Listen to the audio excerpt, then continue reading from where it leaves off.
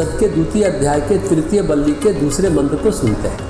यदिदं किं च जगत् सर्वं प्राण एजति निःसृतं महद्भयं वज्रमुद्यतं या एतद् दुर्मृतास्ते भवन्ति।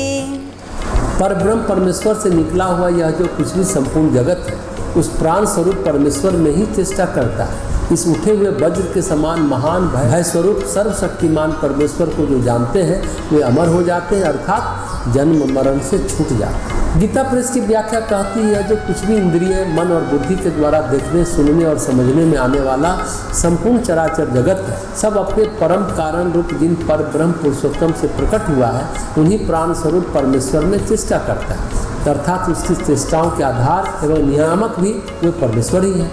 वे परमेश्वर परम दयालु होते हुए भी महान भय रूप है।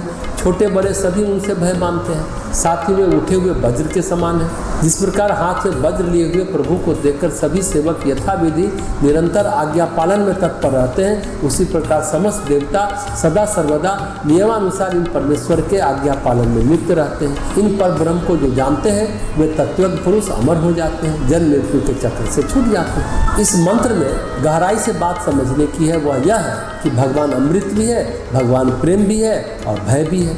पर एक साथ प्रेम और भय कैसे हो सकता है? क्या हम जिससे प्रेम करते उससे भयभीत हो सकते हैं? नहीं हो सकते। या फिर जिससे हम भयभीत होते हैं उसे क्या हम प्रेम कर सकते हैं? नहीं कर सकते।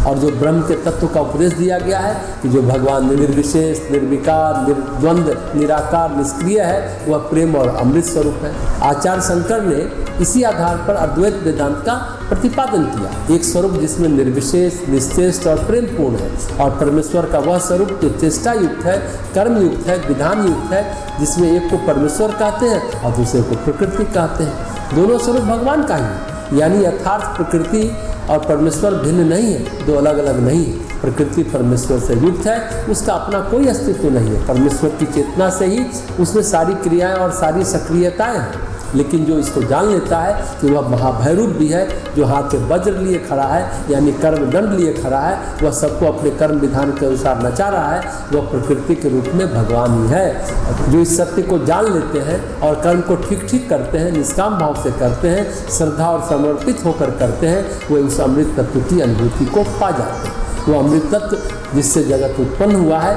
तो भगवान भय भी है, वज्र भी है, प्रेम भी है और अमृत भी है। हम यहाँ कर्म करने के लिए स्वतंत्र हैं, लेकिन प्रकृति के विधान में बाधा डालने के लिए स्वतंत्र नहीं है।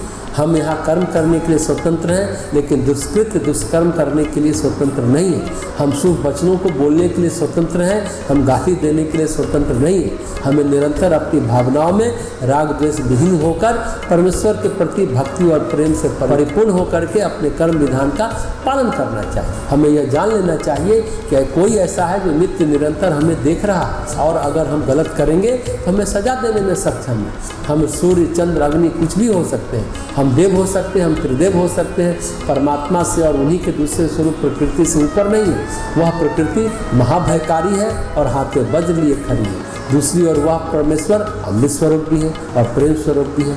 ये सब जगत उसी परमेश्वर से बना हुआ है। अगर हम यह जान लेते हैं तो हमारा जीवन यहाँ और वहाँ हम कर्म करते हुए और ध्यान करते हुए दोनों अवस्था में भगवान के प्रेम को पा सकते हैं। ये बहुत गंभीर बात है कि अगर हम इसको समझ लें तो गलत करने में, किसी का नुकसान करने में, किसी का हित करने में हमारी कोई अभिरुचि नहीं होगी।